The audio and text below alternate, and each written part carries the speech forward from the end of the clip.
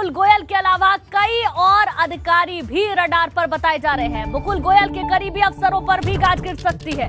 3 और बड़े अफसरों पर कार्रवाई की तैयारी में सरकार है। मुकुल गोयल के करीबी अफसर भी नप सकते हैं। ये बड़ी खबर आपको बता दें, एडीजी रैंक के 3 और अफसरों पर जल्द कार्रवाई हो सकती है।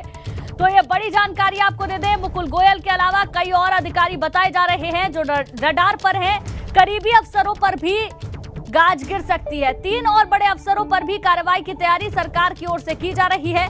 मुकुल गोयल के करीबी अफसर भी नप सकते हैं। अब कौन से वो नाम होंगे, इसको लेकर इंतजार करना होगा। बहरहाल जानकारी यही निकलकर सामने आ रही है कि मुकुल गोयल के करीबी अफसरों पर भी गाज गिर सकती है। 3 और बड़े अफसरों पर कार्रवाई करने की तैयारी में सरकार नजर आ रही है। मुकुल गोयल के करीबी अफसर भी नप सकते हैं। एडीजी रैंक के 3 और अफसरों पर जल्द ही कार्रवाई हो सकती है।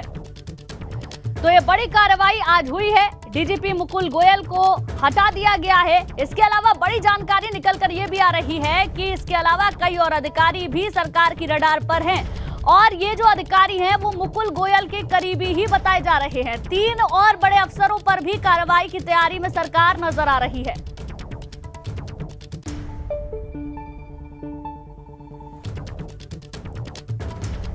और इसी पर ज्यादा जानकारी के लिए हमारे संवाददाता विवेक त्रिपाठी हमारे साथ लाइव जुड़ गए हैं।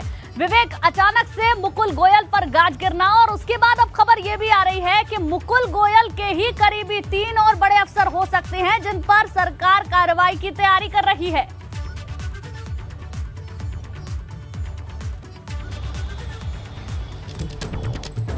बिल्कुल गुंजन, देखिए मुकुल गोयल का डीजीपी पद से हटना कोई अचानक हुई घटना नहीं है। बहुत दिनों से ये धुआं उठ रहा था इस बात का और ये चर्चा थी कि डीजीपी को हटाया जा सकता है। हालांकि चूंकि सबसे सीनियर अफसर थे, वो 87 बैच के ऑफिसर हैं, आईपीएस 87 बैच के ऑफिसर हैं और उनको लेकर ये था कि चूंकि केंद्रीय प्रतिनियुक्ति पर थे, उनको बुलाया गया था, बुलाकर यहाँ पर तैनाती दी गई थी, डीजीपी बनाया गया था उनको।